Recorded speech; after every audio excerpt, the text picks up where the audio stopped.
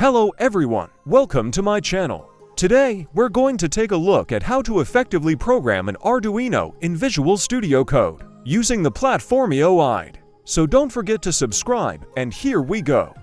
Okay, let's start by downloading and installing Visual Studio Code. First, we open the browser and go to the official Visual Studio Code website. Choose an operating system and click the download button.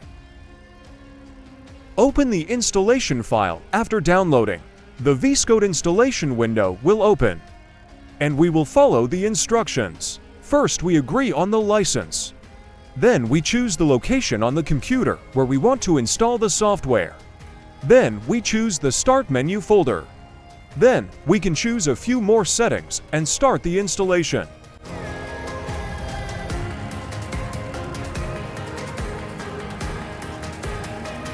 After installation, click on the Finish button and open Visual Studio Code. When you open Visual Studio Code, the initial splash screen appears. Here we set up the theme and the introduction screen will appear.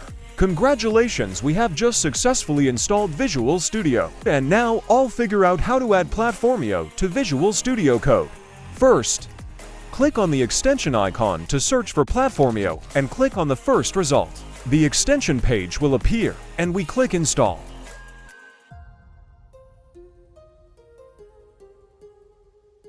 After a short wait, the extension installs, and I recommend restarting Visual Studio Code. After the restart, the PlatformIO icon will appear on the right and click on PIO Home in the Quick Access. Here we will see the PlatformIO homepage. We have successfully installed PlatformIO into Visual Studio Code. Now I'll show a simple example LED blinking project and upload it to Arduino. First, click on the New Project button. In the first line, you type the name of the project. And in the second line, you select the type of board you want to upload the project to. Then click Finish and wait for the project to be created. On the right in the section called Skirt, we will find the code. I'll put in my test code.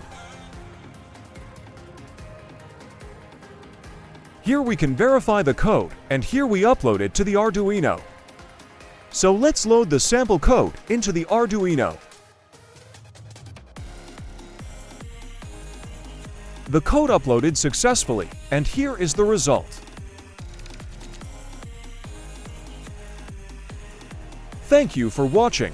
Subscribe.